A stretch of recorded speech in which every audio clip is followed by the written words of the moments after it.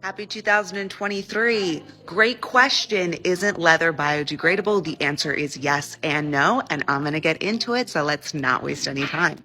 The only leather that is 100% biodegradable is vegetable tanned leather. I actually made a video about sustainable leather options being vegetable tanned leather, what it is and why it's sustainable. Go search it in my profile. But basically here in Italy, vegetable tanned leather already has a closed loop system with fertilizer companies because it's using 100% natural vegetable dyes, and all of that offcuts and the waste created during the tanning process can go to fertilizer companies.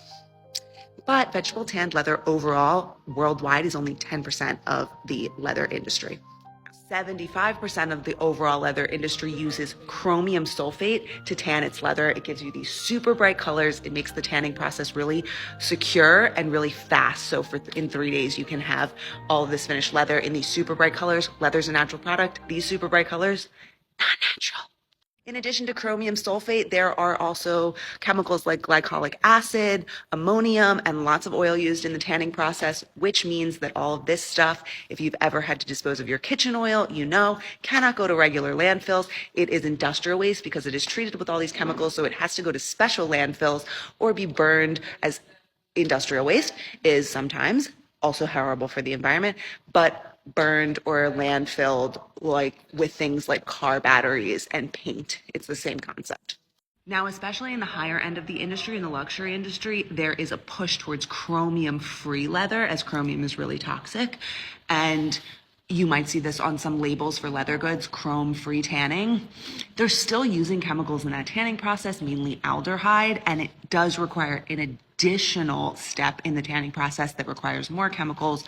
I'm still trying to determine exactly what those chemicals are because my background is not in leather tanning, but I'm learning because I want to be able to answer all of these questions.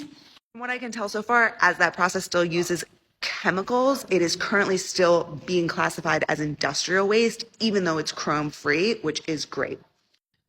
So the biggest takeaway, mostly not biodegradable, only 10% actually is biodegradable, and it's kind of already a closed loop system. So here at Zero Lab and at Sieme, we are trying to solve for the other 90% of the industry that is producing offcuts that are not biodegradable and can't really go directly to landfills or composting or anything like that.